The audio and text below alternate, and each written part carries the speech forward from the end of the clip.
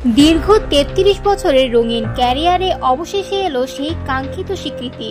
বলিউডের বাদশা শাহরুখ খান প্রথমবারের মতো অর্জন করলেন ভারতের জাতীয় চলচ্চিত্র পুরস্কার।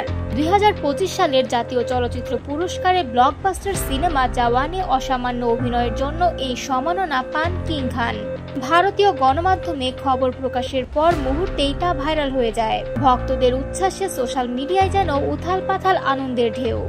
বিশ্বজুড়ে কিং খান নামে পরিচিত এই সুপারস্টারের ঝুলিতে আগে থেকে রয়েছে অসংখ্য হিট সিনেমা। তবে জাতীয় পুরস্কার ছিল এখনো অধরা। অবশেষে জওয়ানের মাধ্যমে সেই শূন্যতা পূরণ হলো। অ্যাকশন, রোমান্স আর ড্রামার দুর্দান্ত মিশ্রণে তিনি নিজেকে যেন নতুন করে প্রমাণ করলেন। শুধু দর্শক না, সমালোচকরাও মুগ্ধ তার পারফরম্যান্সে। সিনেমাটি একদিকে যেমন বক্স অফিসে ঝড় তোলে, অন্যদিকে জাতীয় স্বীকৃতিও এনে দেয় শাহরুখকে। তবে এই স্বীকৃতি শুধু একজন অভিনেতার জয় নয়, বরং কোটি কোটি ভক্তের ভালোবাসার প্রতিফলন।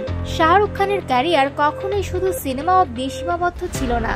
তার বুদ্ধিদীপ্ত উপস্থাপনা, অনন্য ব্যক্তিত্ব আর মানবিক উদ্যোগ তাকে বছরের পর বছর ধরে রেখেছে জনপ্রিয়তার শীর্ষে।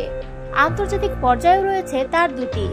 ফ্রান্স সরকার তাকে দিয়েছে অর্ডার দেস আর্টস অ্যাট বেস্ট লেটার্স এবং লিজিওন অব অনারের মতো সম্মাননা, যা তার বৈশ্বিক গ্রহণযোগ্যতার উজ্জ্বল প্রমাণ। জাতীয় চলচ্চিত্র পুরস্কার জয় যেন শাহরুখ খানের ক্যারিয়ারের নতুন এক পালক, এক কিংবদন্তির দীর্ঘ অপেক্ষার পূর্ণতা।